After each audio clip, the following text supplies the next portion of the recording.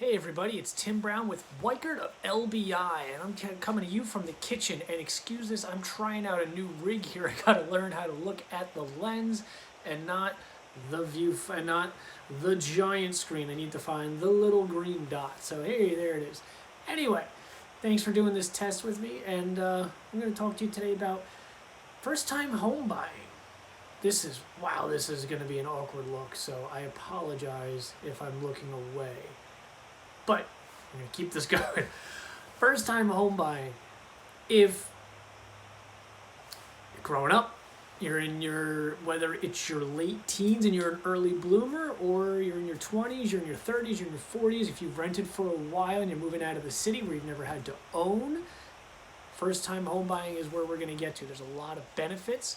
We have a lot of people that we work with in terms of mortgage advisors and title advisors who know the right programs to be able to help you the most in terms of low down payment assistance programs,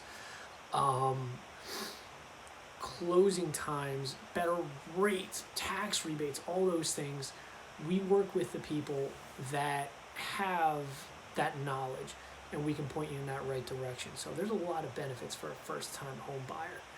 Now, the price range you're looking at really is going to be dictated based on the amount of debt that you have, and on pretty much what your monthly income is and your credit score.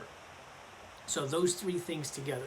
We really want to try and keep your full monthly obligation down to less than 30% would be spectacular, but we really can't clear 50. And that's if you have a great credit score like over 700. 680, 685 is a qualifier right now for the FHAs, meaning if you've got all three of your credit scores at 680 and over, or 685 and over, right about that ballpark, your LO, your loan officer, will be able to give you those details. But you'd be able to qualify for some of those loans and some of those programs.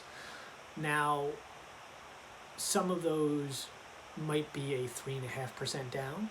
They might be a 5% down, it might be a 10% down. A lot of that depends on the purchase price, and a lot of that depends on the credit and the program you're looking for as well. Now, looking for houses is something else that's big because you're buying a home, and there's a lot of houses to look at. There's a lot of things. You have to trust your agent. No matter who your agent is, you need to trust them, because you're going to be, because you want to be shopping on your own as well, and your agent's helping you out and sending you some listings and some homes that are available in the area, and you're bored at work or working from home and scrolling through Zillow, and you see all the little red dots, and you're wondering what pre-foreclosure means and what foreclosure means, and you see something that's not for sale anymore, and you want to go see these homes, or short sales.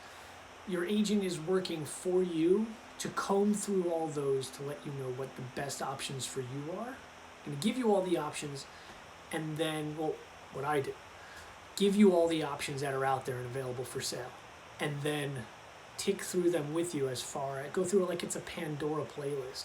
Okay, what do you like, what don't you like? Okay, you don't like this, we're going to take out a handful down the list, because this block here is not what you like out of this block.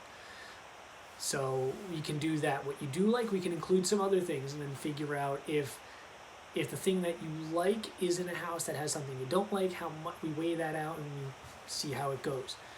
And then we narrow it down to between 5 and 10 houses most of the time, and we'll go from 100 to 5 to 10, and out of that, you get the house that you love, and it's great.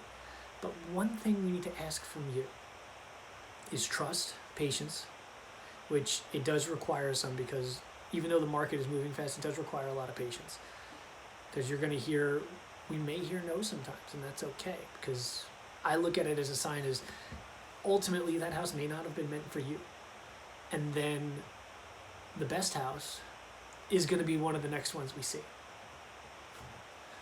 And also, you have to trust. This is your agent's profession. This is what they do.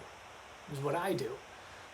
So while we may be running around and you're seeing homes that I'm not sending you and you seeing them online, the reason for that may be because your agent has looked and said, oh, okay, this online search shows it available in the sale column, even though it's let's say a foreclosure or a pre-foreclosure. It's not yet for sale. So why they do that, I couldn't tell you, I don't know. But they do, and it gets confusing, and when we have to explain it all, it does get disheartening. So just trust in your agent, and the more you trust in your agent, the more fun the process will be. Because it is a little bit stressful. My job is to make it as stress-free as possible. But if this is a completely 100% stress-free process, then I will have done my best job ever. So, to recap, this is a horrible video. I need to write a better script. But thank you for letting me test this standout. I kind of have to get the angle better for where I'm looking at my eyes and all that, because it constantly looks like I'm looking just to the side. Enjoy.